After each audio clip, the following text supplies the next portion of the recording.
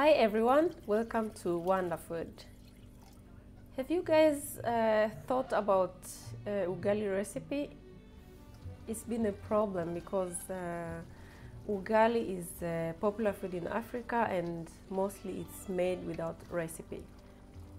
So I thought about it and I tried to make Ugali with recipe. So I was measuring my water, my flour.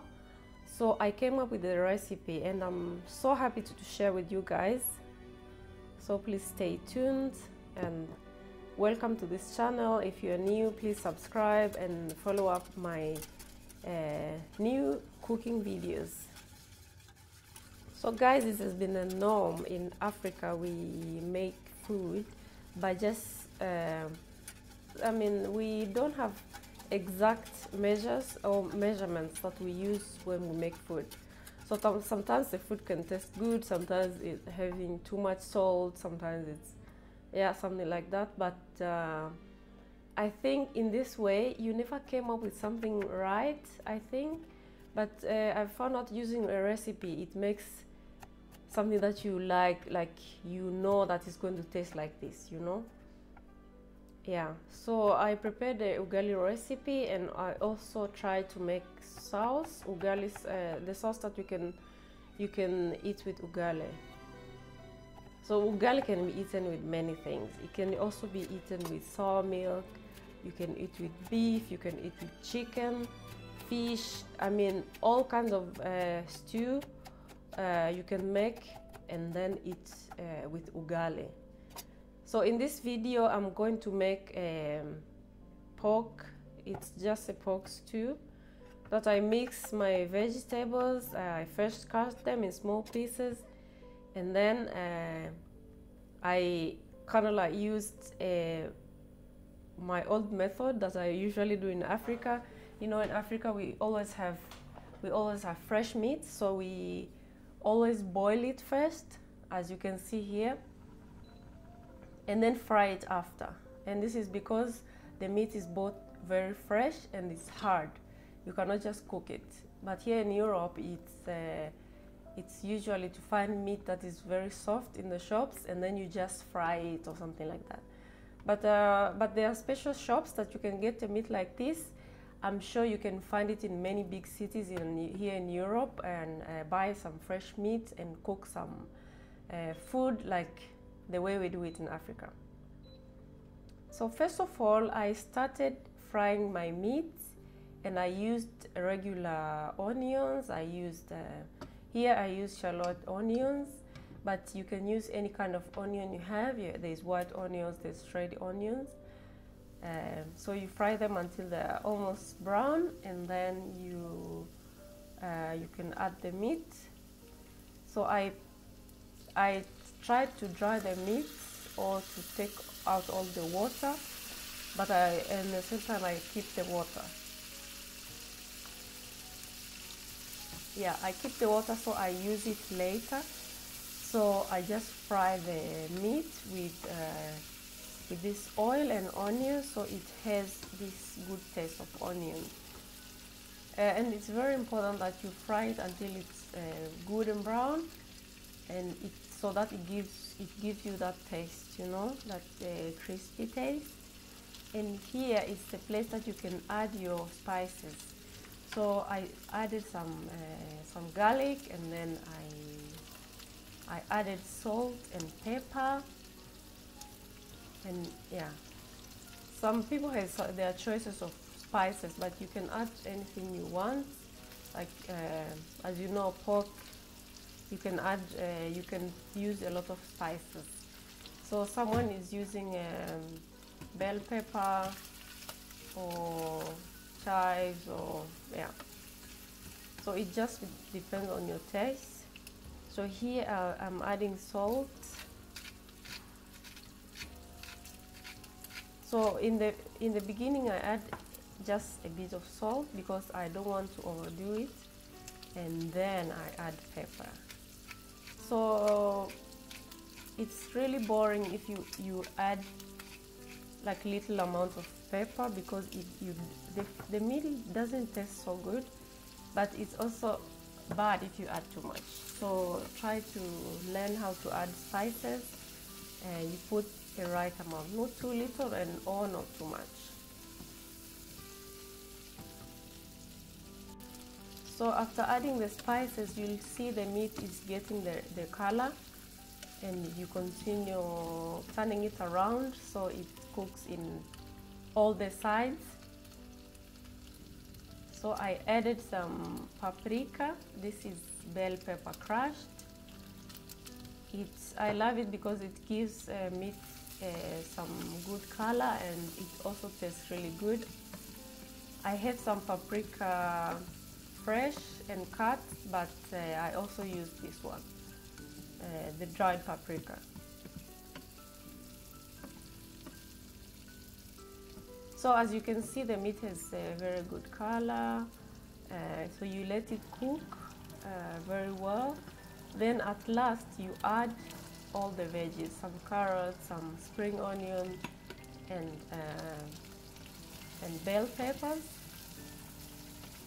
And then stir and mix everything together.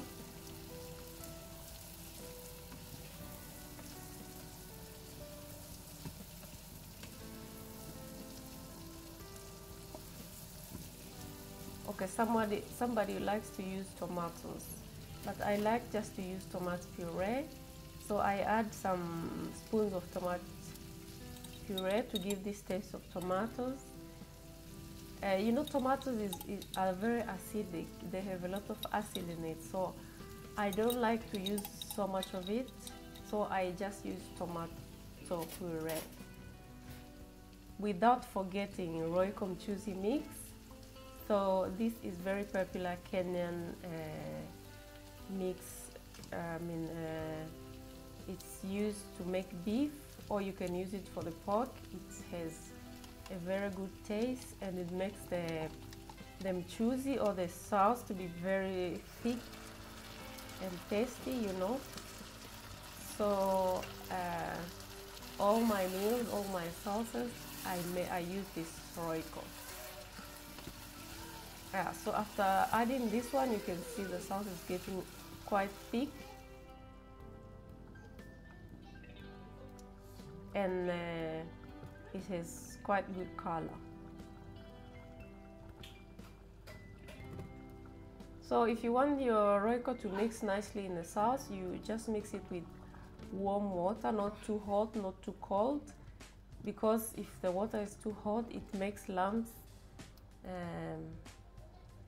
Yeah, so warm water, you can take it from the tap, or you can boil some water and then mix it in a cup and take a bit amount of royco, 1 or 2 spoons. For this one I took just 1 spoon.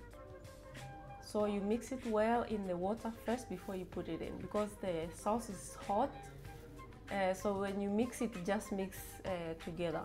Sometimes if you don't mix it well and you put it in the sauce, it gets some lumps. So that is not good. And royco is quite salty, so make sure that you don't put too much. And the last thing is sukuma wiki. So just let it simmer and cook, not for long, but yeah, just for a short time. So the next step, I'm going to make the ugali, and first of all, I'm going to warm some water. Actually, it's not boiling. This is very important step, that you have to warm your water. And the recipe is that 1 part of water to 2/3 part of hard consistency. I mean 1 part of water to 2/3 part of flour, maize flour. So if you want something like hard consistency, then you use 2/3 part of flour. And if you want soft, then you just use 1/2 part for loose consistency. So within that 2/3 part of flour, you have to make porridge. So this is the first thing. Warm your water, just warm a little bit, don't make it boil, and then start making porridge. Just just take a little bit, something like 2 to 3 spoons on the amount that you can see I'm making here. I used just a little bit of flour and make just a thin porridge. So the porridge is helping you to make the mixing process much easier. So after that, then you can add the rest of the flour and mix it up, but you have to wait until the porridge boils for maybe 5 minutes. So you make sure that it cooks well before you continue to the next process. So guys, one part, like if you use the measuring cup and you fill water to 1 cup full, then you're going to use flour that is almost like 2/3 of 1 cup, right? So it doesn't matter, you just see that you have many people, then you have to use more amount of water and use 2/3 part of it to make your ugali. But with this 2/3, you get the hard consistency. But then just bear in mind that ugali can be a bit different. It depends on the kind of maize you're using, and also the time that the maize has been since it was taken from the farm. The maize, the way it was stored, and it changes, you know. So I learned this from my mom, that there's if you make ugali with new maize that it just came from the farm, then the ugali gets quite thick very fast. So the trick is that you add the flour slowly, like as you can see here. I add small amount and then I mix, I add again, and then I mix, I add again, and then I mix. It can be that 2/3 is maybe can be too much, so you just watch your consistency. If it gets too hard, then you have to stop. So ugali is tricky, but I think if you know this method, 1 part to 2/3 of parts of your water, you're going to get a nice mix. So you can see my ugali doesn't have any lumps, and this is because I made porridge before. There's someone who doesn't want to make porridge. They just make, after water boils, they just put the flour, and as you know that if you mix very hot water with something that is cold, then it doesn't mix so well, you know. So that's why I have to make porridge first. And then now you have to use your hands, to mix the ugali. Ugali is hard, it's a bit hard, and you have to use energy to mix it all the time, you know. Try to turn it around so it cooks all over.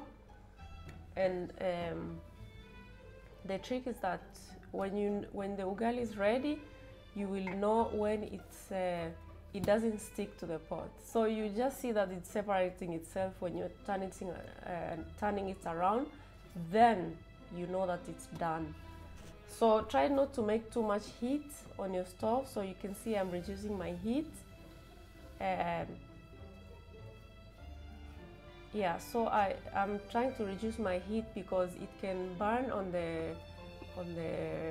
down on the foundation, you know, and also sometimes it makes the hard, you know, this hard cover under it. So then you know that it's really cooked well. Yeah, then it's done. So guys, there's a lot of people with a lot of different opinions about making ugali, and through your comments, I think I will know what I can do different in making ugali, but my aim is learning you guys how to make ugali properly. So drop your comment, tell me what you think, and subscribe for more videos.